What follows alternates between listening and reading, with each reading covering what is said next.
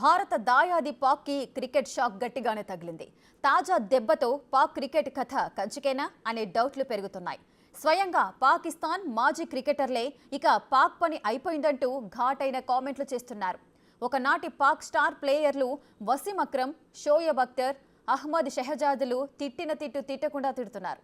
ఒక్కసారి రెండుసార్లంటే ఓకే గానీ వరుసగా ఓడిపోవడంపై నిప్పులు చెరుగుతున్నారు.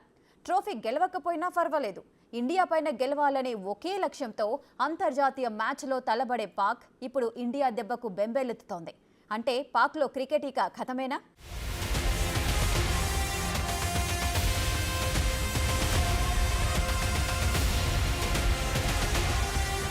క్రికెట్ ప్రపంచంలో ఇండియా పాకిస్తాన్ మ్యాచ్ కున్న క్రేజ్ ఇంకా దేనికుండదు. ఈ రెండు దేశాల అభిమానులే కాదు, ప్రపంచవ్యాప్తంగా ఉన్న క్రికెట్ అభిమానులు ఇండియా పాక్ మధ్య మ్యాచ్ కోసం ఎదురు చూస్తుంటారంటే నమ్మాల్సిందే. ఎందుకంటే ఈ దాయాది దేశాల మధ్య పోరు ఆద్యాంతం అంత రసవత్తరంగా సాగుతుంది. దాదాపు యుద్ధాన్ని తలపించేటట్లు ఈ మ్యాచ్ ఉంటుంది. స్టేడియంలో ప్రేక్షకుల హర్షాతిరేకాలే కాదు, నిస్పృహలు కూడా అంతే స్థాయిలో వినిపిస్తాయి, కనిపిస్తాయి. రెండు జట్ల మధ్య జరిగే మ్యాచ్తో మైదానంలో ఎంత వేడి పుడుతుందో ఇరు దేశాల అభిమానుల మధ్య కూడా అంతే స్థాయిలో మంటలు మండిపోతుంటాయి. అలాంటి వాతావరణంలో తాజాగా అత్యంత ప్రతిష్టాత్మకంగా మ్యాచ్ ఫిబ్రవరి 23న దుబాయ్ వేదికగా జరిగింది. ఇప్పటికీ ఈ మ్యాచ్ ఫలితం అందరికీ తెలుసు కూడా. అత్యంత ఉత్కంఠంగా సాగిన ఈ మ్యాచ్లో పాకిస్తాన్ జట్టు ఘోరంగా ఓడిపోయింది. పాకిస్తాన్ హోస్ట్ చేస్తున్న ఛాంపియన్స్ ట్రోఫీ 2025లో పాకిస్తాన్కి ఇది వరుసగా రెండో ఓటమి. దీనితో పాకిస్తాన్ క్రికెట్ అభిమానులతో పాటు పాకిస్తాన్ మాజీ క్రికెటర్లు, పాక్ మీడియా కూడా తమ క్రికెట్ టీంను తీవ్రంగా విమర్శిస్తున్నాయి. క్రికెట్లో పాకిస్తాన్ పని ఇక అయిపోయినట్లేననే తీరులో తిట్ల పురాణం ఎత్తుకుంటున్నారు.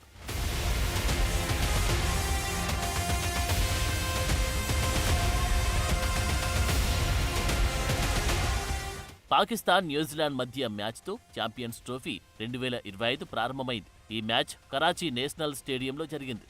సొంత గ్రౌండ్లో జరిగిన ఈ మ్యాచ్లో న్యూజిలాండ్ చేతిలో పాకిస్తాన్ చిత్తుగా ఓడింది. న్యూజిలాండ్ 320 పరుగుల భారీ స్కోర్ చేయగా భారీ టార్గెట్తో బరిలోకి దిగిన పాకిస్తాన్ 260 పరుగులకి ఆలౌట్ అయింది. దీంతో 60 పరుగుల తేడాతో పాకిస్తాన్పై కివీస్ విజయం సాధించింది. ఇక పాక్ ఆడిన నెక్స్ట్ మ్యాచ్ ఫిబ్రవరి 23న ప్రధాన ప్రత్యర్థి అయిన టీమిండియాతో ఐసీసీ ఈవెంట్లలో భారత్ పాక్ మ్యాచ్ జరుగుతుందంటే క్రికెట్ ప్రపంచం చూపు మొత్తం అటువైపే ఉంటుంది. ఆ హై వోల్టేజ్ మ్యాచ్లో ఏ జట్టు ఓడిపోయినా ఆ దేశ అభిమానులు తీవ్ర ఆగ్రహానికి గురవుతుంటారు. ఐసీసీ మ్యాచ్ల్లో పాకిస్తాన్ ఓడిపోతే ఆ దేశ అభిమానులు విపరీత చర్యలకు దిగుతుంటారు. భారత్ చేతిలో పరాజయాన్ని జీర్ణించుకోలేక అభిమానులు టీవీలు పగలగొడుతుంటారు. అందులోనూ మొదటి మ్యాచ్లో న్యూజిలాండ్ చేతిలో ఘోర పరాజయాన్ని మూటగట్టుకున్న పాకిస్తాన్కు భారత్తో మ్యాచ్లో తప్పనిసరిగా గెలవాల్సిన పరిస్థితి. అయితే కథ అడ్డం తిరిగింది.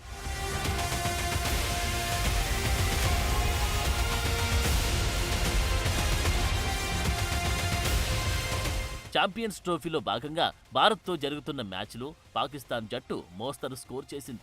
ఈ మ్యాచ్లో టాస్ గెలిచి తొలుత బ్యాటింగ్ ఎంచుకున్న పాకిస్తాన్ 49.4 ఓవర్లలో 241 పరుగులకు ఆలౌట్ అయింది. ఓపెనర్లు అవుట్ అయ్యాక క్రీజులోకి వచ్చిన కెప్టెన్ మహమ్మద్ రిజ్వాన్, సౌద్ షకిల్తో కలిపి వికెట్ల పతనాన్ని అడ్డుకునే ప్రయత్నం చేశారు. అయితే ఈ జోడీ ఆశించినంత వేగంగా పరుగులు చేయలేకపోయింది. దీంతో స్కోర్ బోర్డు నిదానంగా కదిలింది. అందరూ ప్లేయర్లు పోరాడలేక ఫటాఫటా రాలిపోయారు. 2 బంతులు మిగిలి ఉండగానే పాకిస్తాన్ ఆలౌట్ అయింది. ఇక భారత్ బ్యాటింగ్కి దిగిన తర్వాత పూర్తి ఆధిపత్యాన్ని చూపించింది. కింగ్ కోహ్లీ సెంచరీతో మెరిపించగా 6 వికెట్ల తేడాతో భారత్ గెలుపు గుర్రమెక్కింది. ఇక ఈ మ్యాచ్ నేపథ్యంలో పాకిస్తాన్ కెప్టెన్ కు సంబంధించిన ఓ వీడియో సోషల్ మీడియాలో వైరల్ అవుతోంది. ఇందులో రిజ్వాన్ మ్యాచ్ సమయంలో తస్బీహ్ ప్రార్థనా పూసలు పట్టుకొని అదృష్టం మారాలని ప్రార్థిస్తూ కనిపించాడు. అయినప్పటికీ పాక్ ఓటమి పాలైంది.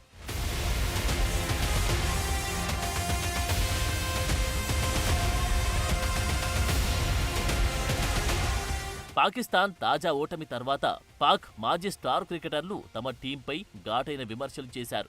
ఆధునిక క్రికెట్ జట్లు 6 బౌలర్లపై ఆధారపడుతుంటే 5 బౌలర్లను మాత్రమే ఎంపిక చేసినందుకు పాకిస్తాన్ క్రికెట్ యాజమాన్యాన్ని పాక్ మాజీ పేస్ బౌలర్ షోయబ్ అఖ్తర్ తీవ్రంగా విమర్శించారు. ఇద్దరు ఆల్రౌండర్లతో వెళ్లడం ఏంటంటూ మండిపడ్డారు. ఇది మెదడు లేని, తెలివిలేని మేనేజ్మెంట్ అంటూ నిప్పులు చెరిగారు. నిజంగా నిరాశ చెందామని, సరైన నాయకత్వం, దిశానిర్దేశం లేకపోవడం వల్ల జట్టు ఇబ్బందులకు కారణమని ఆరోపించారు. ఇక్కడ ప్లేయర్లను నిందించలేమని, ఆటగాళ్లు జట్టు మేనేజ్మెంట్ మాదిరిగానే ఉందని విమర్శించారు. వీళ్లకు ఏం చేయాలో తెలియదని, రోహిత్ శర్మ, విరాట్ కోహ్లీ, శుభమాన్ గిల్కు ఉన్న నైపుణ్యాలు వీరికి లేవని అన్నారు.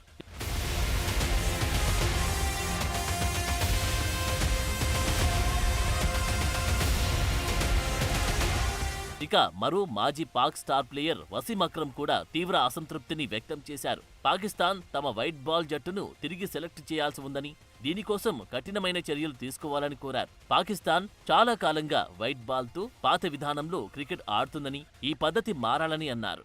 భయం లేని క్రికెటర్లను, యువరక్తాన్ని జట్టులోకి తీసుకోవాల్సి ఉందని అన్నారు. సమూల మార్పులు చేస్తే తప్ప పాక్ టీం ఇకపై గెలవదని, 6 నెలలుగా ఓడిపోతూనే ఉండడం తీవ్ర అసంతృప్తిని మిగిల్చుతుందన్నారు.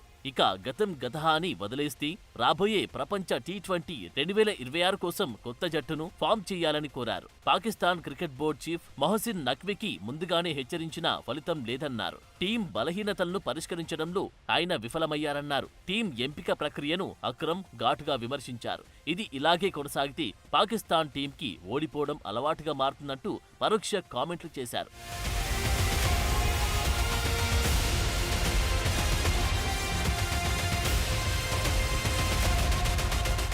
పాకిస్తాన్ టీంపై తిట్ల పురాణం ఇంతటితో ఆగలేదు. భారత్ చేతిలో మరో చారిత్రక ఓటమి చవిచూసిన తర్వాత ఇక పాకిస్తాన్ క్రికెట్ ఖతమైనట్లేననే తీవ్రమైన వ్యాఖ్యలు చేశారు కొందరు మాజీలు. ఇక పాక్ ప్రధాని కూడా ట్రోఫీ అవసరం లేదు, భారత్పై గెలవండి చాలు అన్నారట. అంత ప్రోత్సాహం వచ్చిన తర్వాత కూడా పాక్ టీం నిద్రలేవలేదు. పేలవమైన గేమ్తో మా ఫేట్ ఇంతే అన్నట్లు తయారైంది.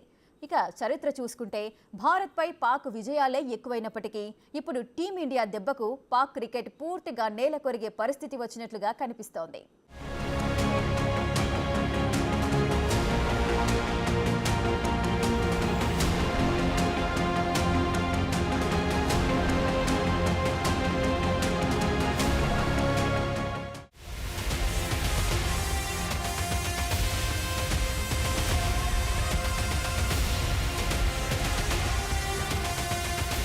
పాకిస్తాన్ చిరకాల ప్రత్యర్థి భారత్తో మాత్రమే కాదు, దీనికి ముందు న్యూజిలాండ్లపై ఓడిపోవడం కూడా పాక్ అభిమానుల కోపాన్ని మరింత పెంచిందని చెప్పాలి. పాకిస్తాన్ మాజీ క్రికెటర్లు, నిపుణుల విమర్శలు కూడా అందుకే వచ్చాయి. షోయబ్ అఖ్తర్, వసీం అక్రమ్ వ్యాఖ్యలకు మించి పాకిస్తాన్ మాజీ కెప్టెన్ షాహిద్ అఫ్రీది చేసిన కామెంట్లు మరింత హాట్గా కనిపించాయి. ఇది జరుగుతుందని నాకు ముందే తెలుసన్న అఫ్రీది 1980-90ల్లో ఉన్న మనస్తత్వంతోనే 2025లో కూడా క్రికెట్ ఆడితే అలాగే ఉంటుందని ఎద్దేవా చేశారు.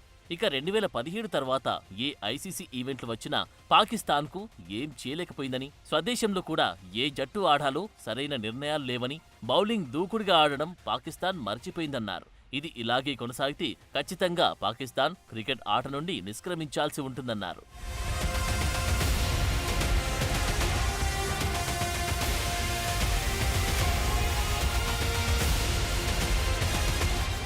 ఇక పాకిస్తాన్ మాజీ ఓపెనర్ అహ్మద్ షెహజాద్ కూడా పాక్ ప్రదర్శనపై నిరాశను వ్యక్తం చేశారు. ఎంపిక ప్రక్రియ దారుణంగా ఉందని, వ్యవస్థలో పక్షపాతముందని ఆరోపించారు. ఆటగాళ్లను పక్షపాతంతో ఎంపిక చేస్తే ఇలాగే ఉంటుందని, పాక్ క్రికెట్ సరైన దిశలో వెళ్లకపోతే ప్రపంచం మొత్తానికి ఏం జరుగుతుందో నిజం చెప్పాల్సి ఉంటుందని హెచ్చరించారు. పాకిస్తాన్లో మిగిలి ఉంది ఒకే ఒక్క క్రికెట్ ఆట మాత్రమేనని, అది కూడా ఈ ఓటమితో ఖతమైందని తీవ్ర వ్యాఖ్యలు చేశారు. ఒకప్పుడు దేశానికి గర్వకారణమైన క్రికెట్ ఇప్పుడు పాకిస్తాన్లో ముగిసిపోయిందన్నారు.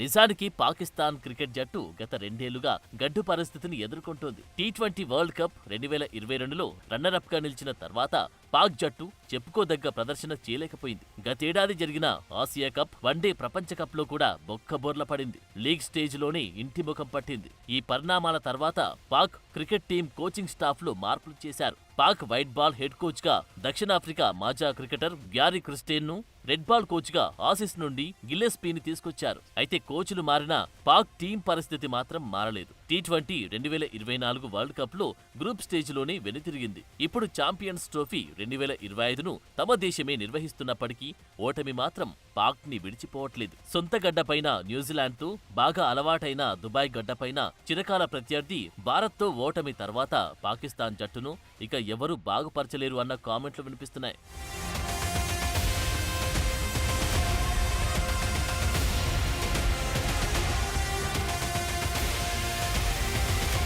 అయితే ఛాంపియన్స్ ట్రోఫీని హోస్ట్ చేస్తున్న తరుణంలో పాకిస్తాన్ ప్రధాని షెహబాజ్ షరీఫ్ ఆసక్తికర వ్యాఖ్యలు చేసినట్లు వార్తలు వచ్చాయి. ట్రోఫీ రాకపోయినా పర్వాలేదు, భారత్ను ఓడించాలని తమ టీంను కోరారంట. అయితే కోరిక అడ్డం తిరిగింది. సొంత గడ్డ మీద కూడా ఓడిపోయి పరువు పోగొట్టుకుంది. నిజానికి గత గణాంకాలను పరిశీలిస్తే భారత్ పాకిస్తాన్ జట్ల మధ్య ఇప్పటి వరకు 136 వన్డే మ్యాచ్లు జరగ్గా భారత్ 58 మ్యాచ్ల్లోనే విజయం సాధించగా పాకిస్తాన్ 74 మ్యాచ్ల్లో గెలిచింది. అంటే భారత్ కంటే పాక్ గెలుపులే ఇక్కడ అధికం. టెస్ట్ మ్యాచ్లలో కూడా అంతే. ఇప్పటి వరకు 59 టెస్టులాడితే భారత్ 9 ట్రోఫీలు, పాకిస్తాన్కు 12 ట్రోఫీలు వచ్చాయి. అయితే టీ20లో మాత్రమే భారత్ పాకిస్తాన్ కంటే ముందుంది. 13 మ్యాచుల్లో 9 భారత్ గెలవగా 3 మాత్రమే పాక్ గెలిచింది. ఇక 2013లో భారత్ ఛాంపియన్స్ ట్రోఫీ విజేతగా నిలవగా 2017లో పాకిస్తాన్ విజేతగా నిలిచింది. ఎలా చూసుకున్నా పాక్ టీం గెలుపుల్లో అధికంగా ఉంది. అయితే ఇప్పుడు ఆ పరిస్థితి పూర్తిగా మారినట్లు పాక్ మాజీ క్రికెటర్ల మాటలు చూస్తే అర్థమవుతుంది. ఇది పాక్ క్రికెట్కు అవసాన దశ అని అనిపిస్తోంది.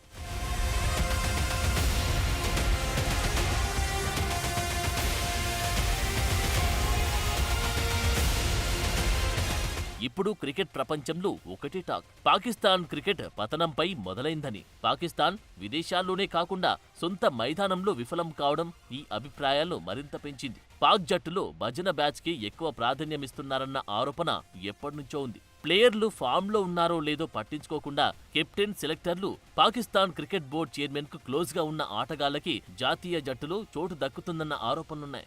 దేశవాళీ క్రికెట్లో అద్భుతంగా రాణిస్తున్న చాలా మంది ఆటగాళ్లకు టీంలో అవకాశం లభించట్లేదనే విమర్శ ఉంది. ఈ పరిస్థితి పోవాలని మాజీ ఆటగాళ్లు, కోచ్లు ఎవరు చెప్పినా పాక్ బోర్డు అసలు పట్టించుకోదట. ఒకప్పుడు ఇండియాతో మ్యాచ్ అంటే డి అనేలా ఆడేవారు. ఇప్పుడు ఆ పరిస్థితి ఏమాత్రం లేదు. అంతెందుకు కొత్తగా క్రికెట్ ఆడే జట్లు కూడా పాక్ ను ఓడించేస్తున్నాయి. టీ20 వరల్డ్ కప్ లో అమెరికా మీద పాక్ జట్టు ఓడిపోయిన తర్వాత పాక్ పని అయిపోయినట్లేనని అంతా అనుకున్నారు. ఏది ఏమైనా కర్ణుడి చావుకి 1,00,000 కారణాలన్నట్లు పాకిస్తాన్ క్రికెట్ ఖతం అవ్వడానికి కూడా అంతకు మించిన రీజన్స్ ఉన్నాయన్నది ఇవాల్టి పరిస్థితి. మరి టీమిండియా ఆటను మరింత ఆసక్తిగా మార్చే పాక్ టీం లేకపోతే ఆటలో పస పోతుందేమో.